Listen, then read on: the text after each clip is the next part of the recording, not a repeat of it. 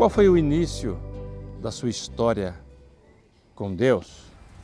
Eu conheci o Evangelho, eu tinha acho que uns 8 anos de idade, né? Então, se eu estou hoje com 60 anos, eu tinha 52 anos, né? Em contato com o Evangelho. Eu conheci a mensagem, eu tinha 14 anos. Então, fazem 46 anos que nós estamos na mensagem.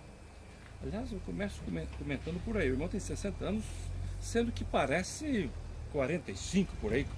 Qual é o segredo de se manter a juventude? Eu acho que, eu não sei, independente da juventude, eu creio que o importante é a gente procurar ser feliz.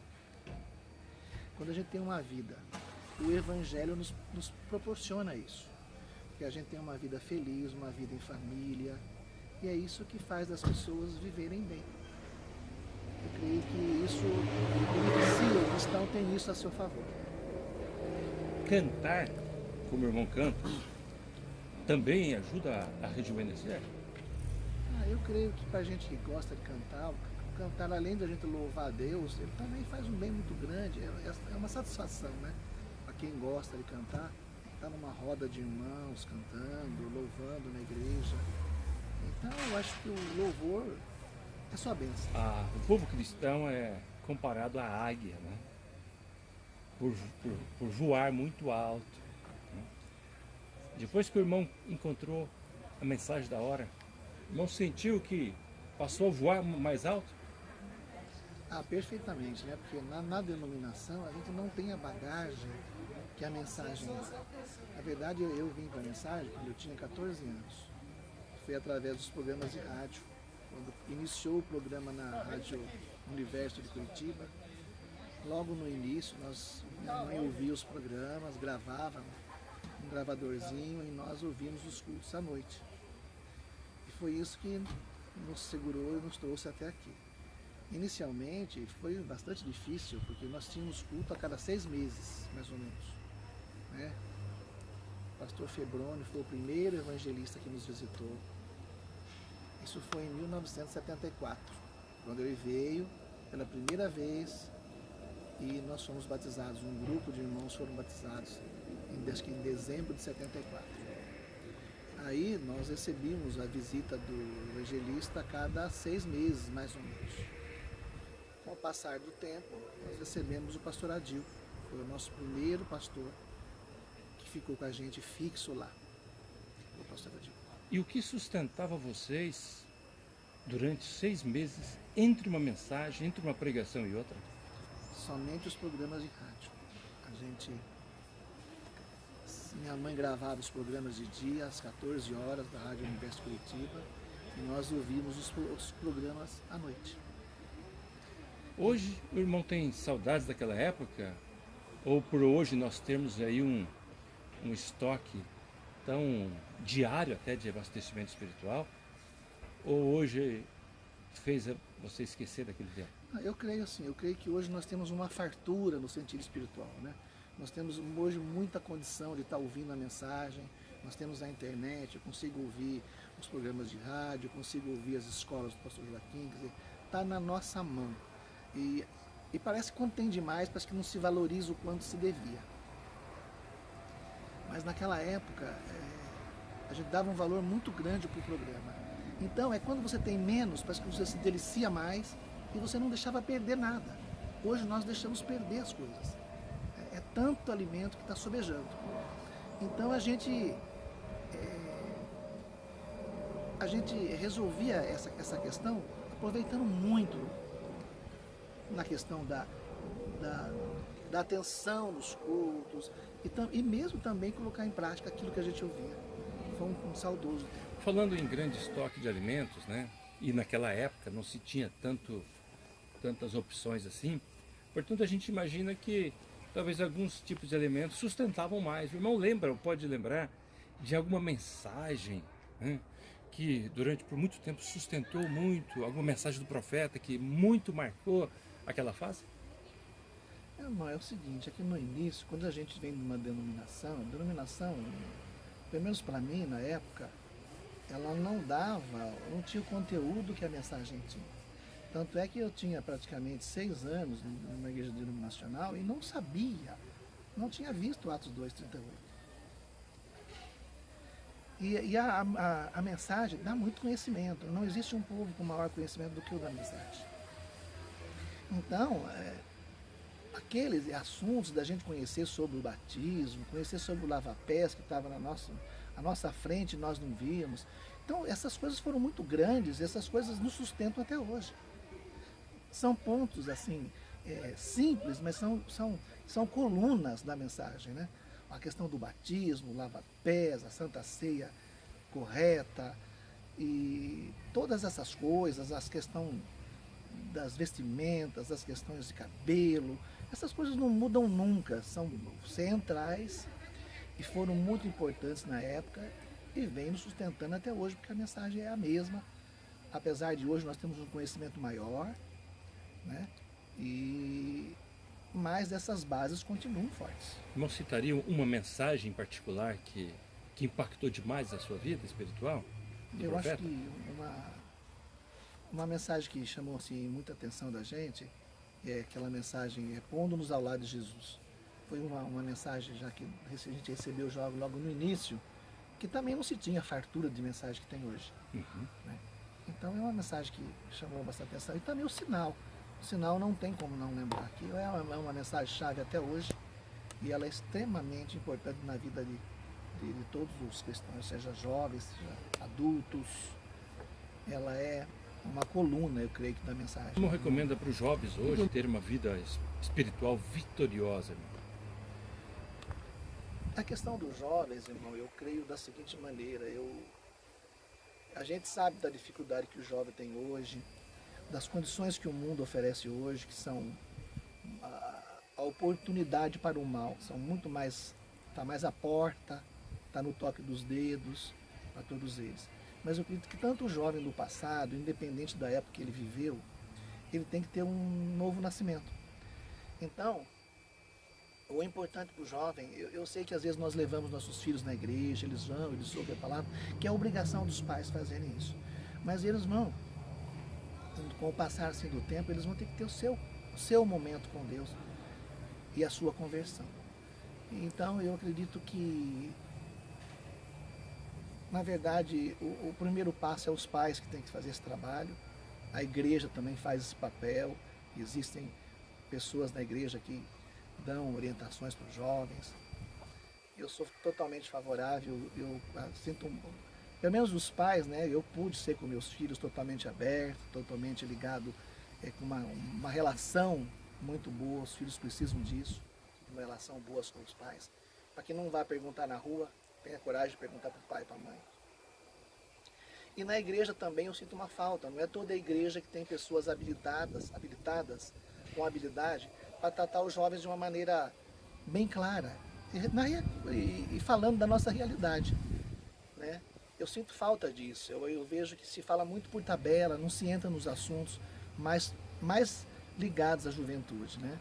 É lógico que isso demanda uma capacidade de quem vai fazer isso, mas faz muita falta isso, ajuda muito o jovem.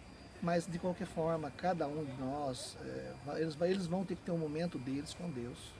Porque Deus não tem netos, né? Deus tem filhos. Fala um pouco sobre a sua família. A minha família é uma bênção. A gente veio, assim, há muito tempo, eu só vou dar um pouquinho de corpo no assunto. Quando a gente foi jovem, foi muito bom também. A gente sempre foi muito fiel, muito respeitador. A gente tem saudade daquele tempo, né? Mas a gente foi feliz mesmo diante do que existia, das coisas simples que existiam. Nós pudemos ter grandes amigos de muito tempo. Eu conheci a igreja de São Paulo na Rua Jolie. Eu estive lá naquela época. Então eu conheci a gente em vários lugares, nós tivemos condições de viajar, conhecer muitos irmãos, e aí foi uma bênção, conheci muitas pessoas que são meus amigos até hoje. Amigo é uma coisa muito boa, sabe? É tão bom quanto família. É aquela história que eu sempre digo em casa, a família dá trabalho, mas é bom, né? Eu tenho uma família abençoada, me casei, estou fazendo 39 anos de casado. tenho 3 filhos, todos são casados, eu tenho 6 netos, né? Tem de todo tamanho para escolher. E família é uma bênção. Os meus filhos hoje, eu tenho um filho e 2 filhas. As minhas filhas estão na mensagem, são pessoas centradas, que me dão muita satisfação. Eu tenho o meu filho também, que hoje não está na mensagem. Mas aquilo que a gente ensinou, eu creio que está nele.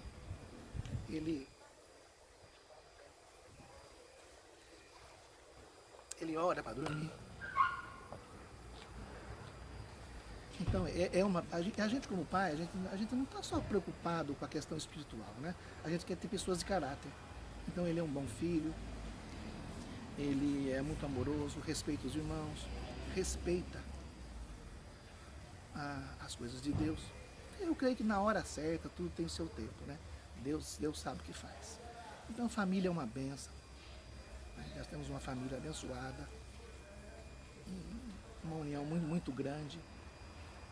Os agregados também que vieram, os meus genros, são todos meus amigos. É uma coisa maravilhosa. E além da família, os amigos, os irmãos amigos que a gente tem, é uma delícia, né? Então servir a Deus é uma bênção. O que hoje te dá mais, que te proporciona maior satisfação, maior alegria? A maior alegria que eu creio, assim, é a questão da gente continuar. O mesmo sentimento que eu tive quando eu via a voz do pastor Joaquim naqueles 1974. Eu estive em Goiânia algum tempo atrás. É o mesmo sentimento. Isso que é importante, sabe? Eu creio que para mim aquilo não mudou. A minha emoção em relação ao Evangelho, ela continua a mesma. Então isso me dá muita alegria.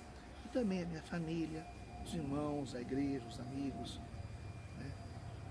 Então isso é maravilhoso. Eu acho que ser cristão é difícil, é trabalhoso, porque a gente tem que... a vida é uma renúncia, mas melhor com Deus do que sem Ele. Quem é o irmão João hoje? O João já é uma pessoa que já viveu um pouquinho de tempo, que tem um pouco de experiência, mas que tem saudade do passado e que ainda precisa, né, tá sempre voltando atrás nas suas atitudes, que ainda continua buscando a Deus para que possa ser como deveria ser. A gente parece que nunca chega naquilo que a gente gostaria de ser. Então eu continuo buscando a Deus. Às vezes eu me sinto como Jonas, que eu fico fugindo das coisas, né? Mas parece que não adianta você querer fugir. Você tem que enfrentar os seus medos, as suas dúvidas, as suas maneiras, os seus fracassos. Então eu creio que é muito bom a vida no Evangelho. Eu creio que é assim mesmo. Nós vivemos buscando, correndo, tentando ser melhor e parece que nunca atingimos aquilo. Se você fosse abrir a sua Bíblia e vivenciar um certo momento especial na Bíblia, que momento seria esse? Que passagem seria essa? Eu me identifico muito com Moisés, toda a história de Moisés, como foi a sua vida. Então isso me identifica muito, porque na verdade parece que Moisés inicialmente era meio desviado, depois Deus colocou ele no trilho novamente, né?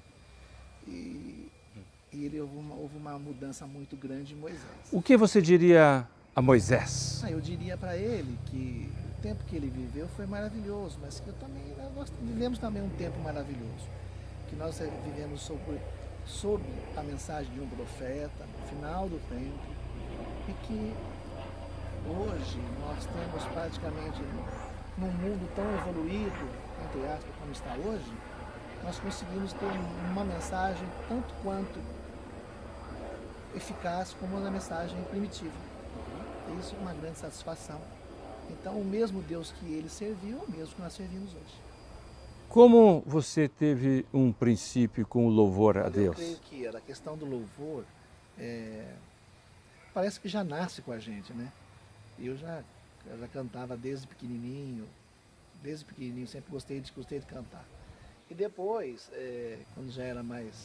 quando nós conhecemos o Evangelho, a gente já cantava na denominação, gostava de cantar, Depois com a mensagem também, o meu pai tocando violão, a gente começou a cantar. E aí foi um tempo muito bom, muito proveitoso. E depois também a irmã Ângela, que é mais nova do que eu, e começamos a cantar juntos. Então é uma bênção, o período nosso de louvor.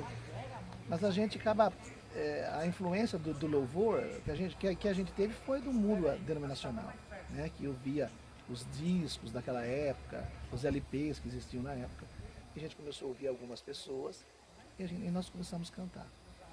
E aí isso veio para a mensagem também. Nós começamos a cantar e os irmãos gostavam.